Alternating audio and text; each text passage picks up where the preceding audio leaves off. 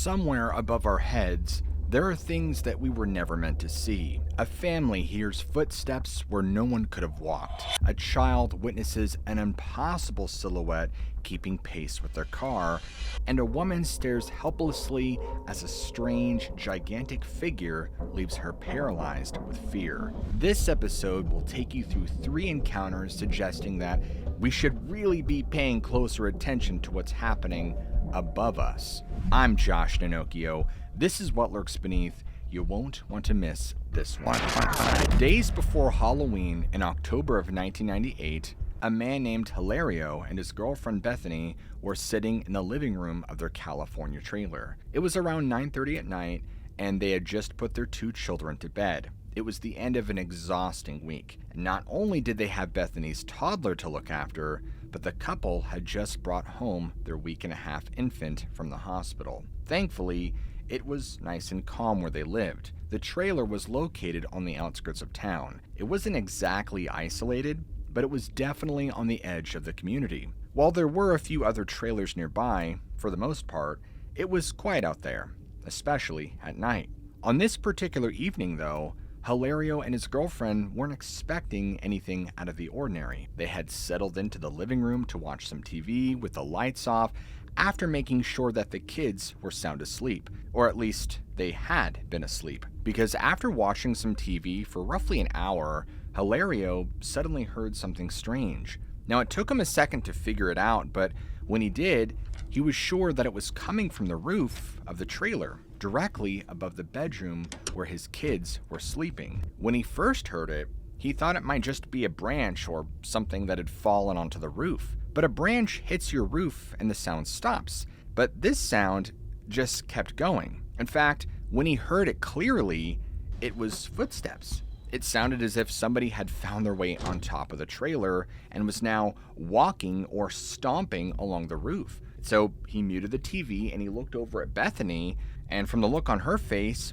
she heard it too. But before he could say anything, another sound filled the trailer. From off in the room, both his children started crying at the same time. Although the night was already starting to get odd, this struck Hilario as unusual right away because the kids had just been fed, they definitely already had their diapers changed, and both he and Bethany hadn't left their room until they were sure that they were sleeping peacefully. All of this means that there was no reason for them to wake up and start crying at the same time, unless they were hearing the same noise that Hilario and Bethany had noticed. By this point, he was getting very concerned. He stood up from the couch and went into the bedroom to check on the kids.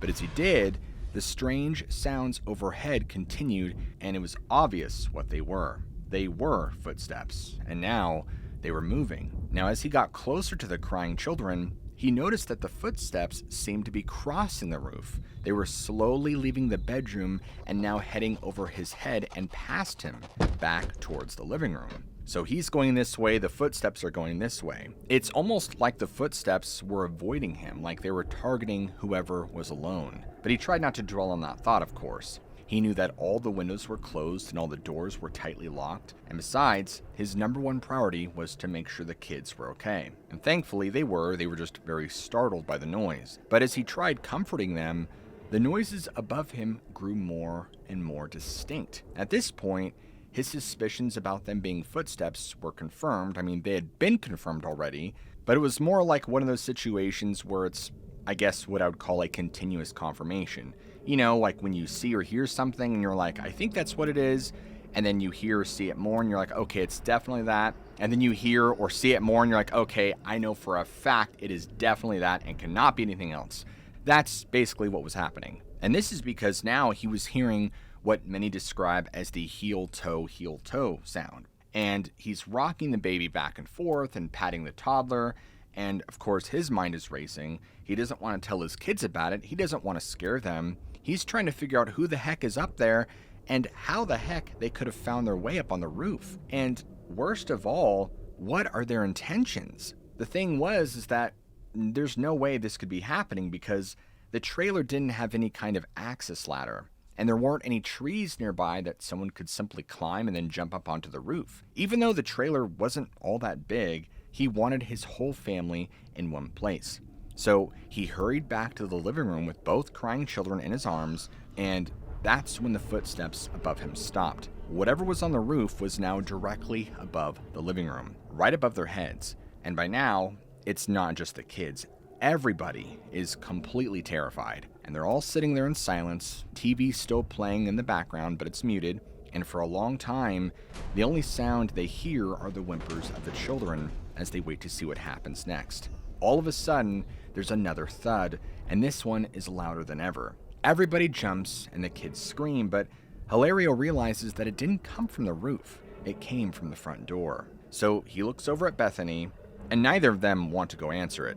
But the need for answers wins. So he hands over the children, takes a deep breath, and he slowly walks to the door. He hesitates for a moment, trying to peer out through the window, and he could see that there's a shape at the front door. And so slowly and cautiously, he opens it, and he immediately breathes a sigh of relief.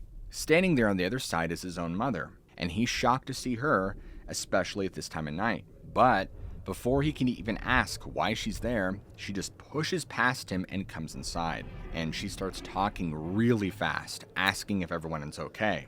He's obviously confused, but tells her that they're fine, and he doesn't mention the footsteps. He asks what she's doing there at this time of night.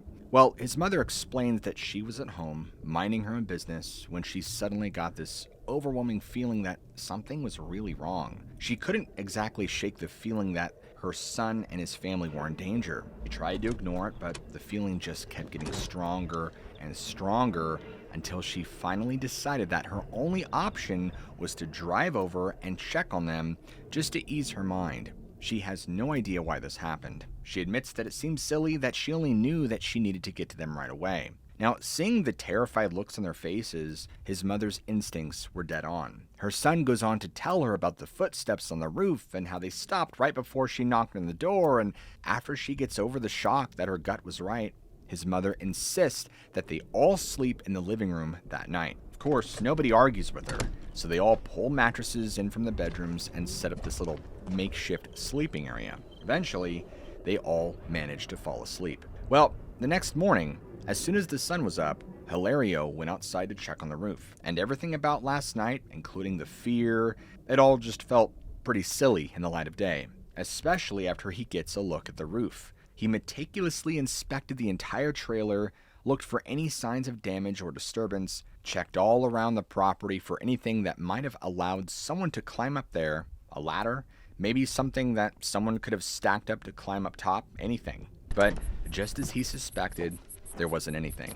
There was no apparent way for anyone to have gotten up there unless they brought a ladder with them and took it when they left. But if that had been the case, surely his mother would have seen them leaving. It just didn't make any sense. But there was nothing left to do, so he began to head back inside. And as he was coming back around the side of the trailer, he noticed his neighbor watching him. And she was leaning up against the fence separating her trailer from theirs, just smoking a cigarette.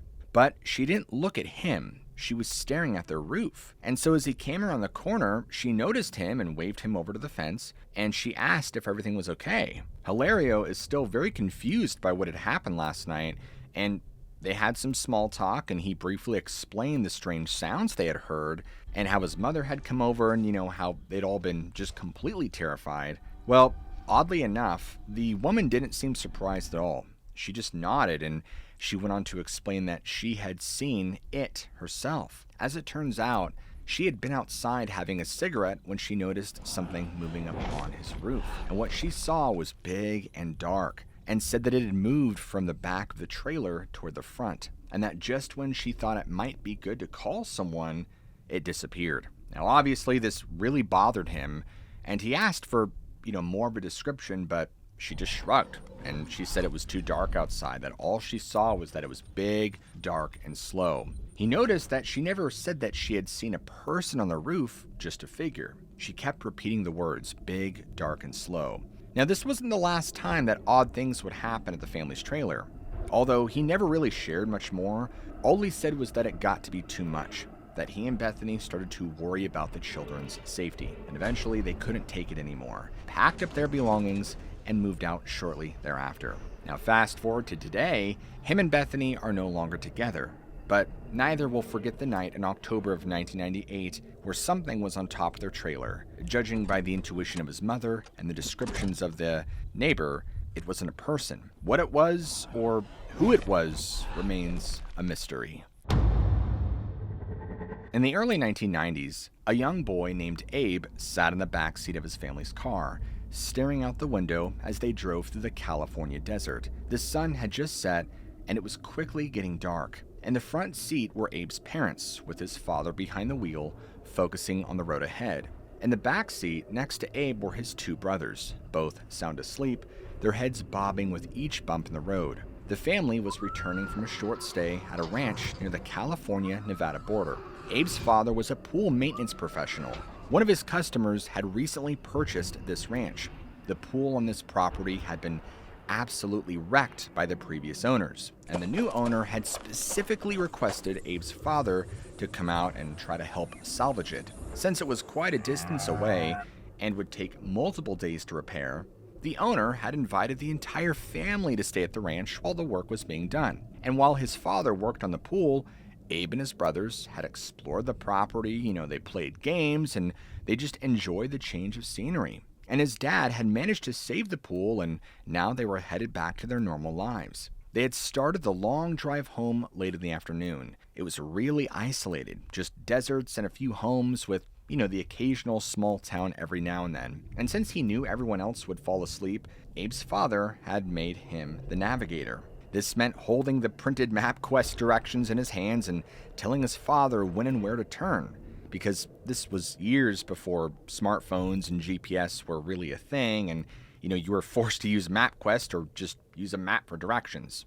After a while, Abe's father recognized where he was and told Abe he didn't need directions anymore. He's got it. So as the car continued down the highway, Abe began getting really bored. Even though he had been reading up until this point, it was too dark to continue. He couldn't really talk to anyone because they all had crashed out. And worst of all, the batteries in his Game Boy had died hours ago. He was desperate to get back home, trying his best not to wake his siblings, and so he whispered to his father and asked him how much longer it would be. They still had about 3 hours to go. His father just told him to try and get some sleep like his brothers, but he wasn't tired at all. Bored out of his mind and doing the only thing there really was to do, he just pressed his face against the window and watched as they passed scattered farm after scattered farm. And after some time had passed, they were getting into more populated areas with houses. And you know how when you drive through neighborhoods at night, I don't know what it is, there's just this creepy kind of orange glow that's cast from the streetlight. That's what the lighting was like. And during this time, something had caught his attention. Out in the distance on the rooftop of one of the houses, Abe saw a moving silhouette. And he kind of had a double take because it was the movement of the silhouette that initially caught his attention, which means it wasn't just something on the roof like a chimney or something, something stationary. And he watched this silhouette as it kind of glided across the roof slowly. But the more bizarre details came into play the longer he looked. He began to make out that this silhouette of a person was wearing some kind of hat. Either that or it was shaped really strange. And he expected to lose sight of the silhouette as they drove past, but to his shock and disbelief, the silhouette kind of just jumped from the first rooftop to the top of the next house over. It didn't make any sense. Abe could clearly see that these houses were separated by distances that would be almost impossible for a normal person to jump. I mean, we're talking about gaps of at least 20 feet between houses. I mean, there's no way a person could make that kind of leap. And the silhouette was just moving effortlessly from one rooftop to the next, as if physics simply didn't apply. It was just practicing this almost choreographed dance, with each leap being so graceful and almost elegant. And it was more or less keeping pace with their car. But Abe had never been so scared in his life at that moment, and he didn't know what to do. And even at his age, he realized he was witnessing something abnormal. He wanted to say something to his father, to point out this impossible thing that he was witnessing, but he knew that his dad didn't want to be bothered. I mean, besides, even if he did, he wouldn't take his eyes off the road. Instead, Abe just watched as it continued to move and jump from one house to the next, always keeping pace with their car as if it was following them. Well, this bizarre display continued for a while until the silhouette simply ran out of houses. When the neighborhood ended, it landed on the final roof and squared up the road, facing the car as it whizzed past. Perhaps the most terrifying thing of all is that this silhouette or figure acknowledged him. As they passed by the last house, this thing kind of bowed and tipped its hat as if it knew Abe was watching, and he even had the impression that whatever it was had been smiling at him. Desperate for confirmation, he turned to look at his father, but his dad was so zoned out and focused on the road that he was oblivious. But when Abe looked back, the houses with the rooftop figure were now way behind them. They had driven past that area and were now entering a stretch of road with no homes on either side. The silhouette, whatever it was gone. For the rest of the drive, Abe kept his eyes glued to the window, scanning every rooftop they passed, but he never saw it again.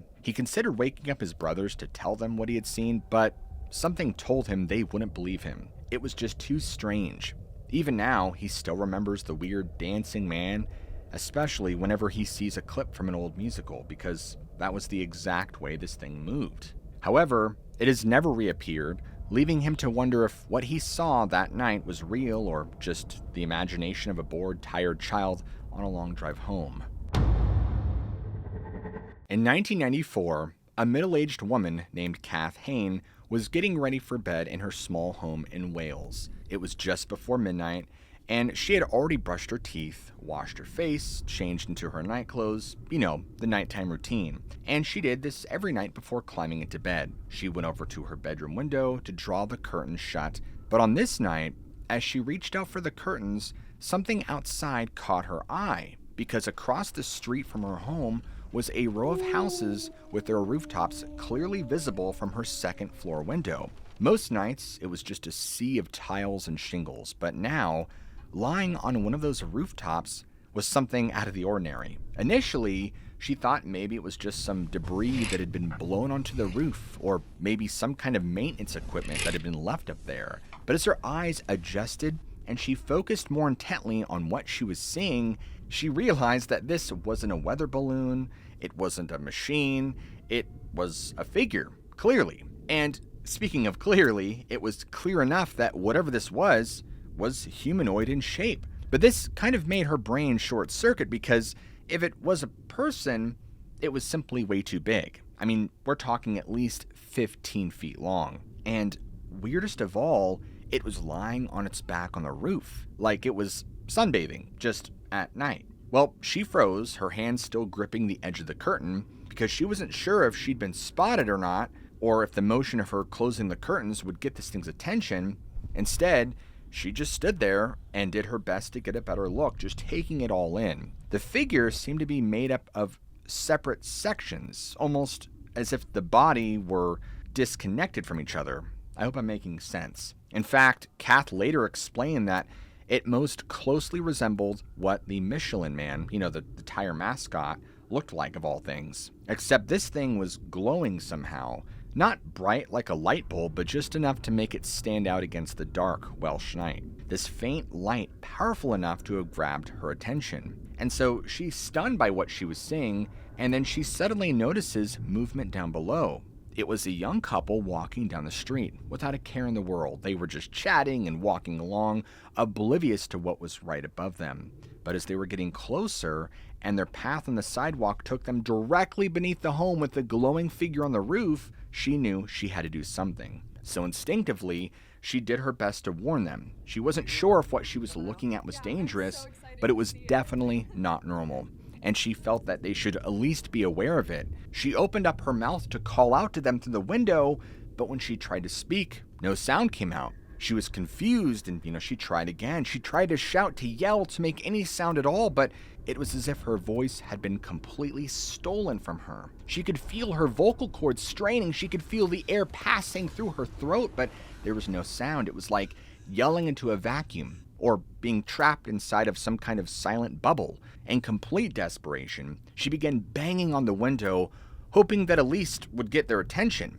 That seemed to make some noise, but despite her frantic pounding, the couple never looked in her direction. They just continued walking until they disappeared from view, leaving Kath alone to keep staring at this thing on the roof. Now, she has no idea how long she was there at her window staring at this thing, but she thought about running outside to get a closer look, but there was something there that kept her rooted to the spot. Could have been fear, or it could have been something else, like an invisible force used by the entity itself. Either way, she couldn't leave, and so she just continued to watch as this thing lay motionless, and what happened next isn't exactly clear.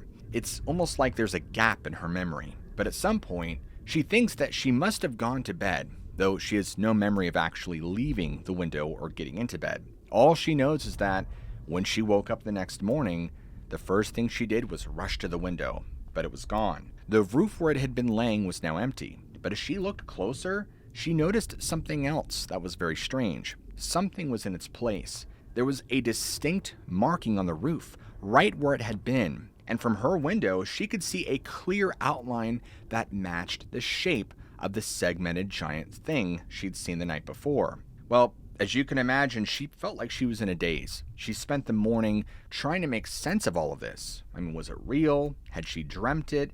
But a dream couldn't explain the marking on the roof. Well, she came to one conclusion. She decided that she had to call someone who could help her, at least try to understand what had happened. She called a local priest. He agreed to come over, but by the time he arrived, it had started to rain. And I mean, this was a heavy rain, one that soaked everything in sight. So when the priest arrived, he was all wet, and Kath invited him in to sit and get dry by the fire. She made him tea, and they engaged in a little small talk before she finally told him why she had wanted him to come. She explained everything about the figure, and her inability to make a sound, and about the weird mark left behind on the roof and all of it. And the entire time, he sat there and he listened, politely sipping his tea. But she could tell from his expression that he didn't believe her at all. It was clear that he thought living alone was simply getting the best of her, and that she needed to get out for some fresh air more often. So after the tea, the priest thanked her, offered some crappy, vague reassurances, and left. Now, she didn't have any proof, but there was the marking on the roof. But because of the heavy rain, she was sure that that had now been washed away. So after he left, she went upstairs to her bedroom, and she happened to glance out the window. Now, by now, it's kind of into the later afternoon, and so the rain had stopped, and everything outside was just drenched.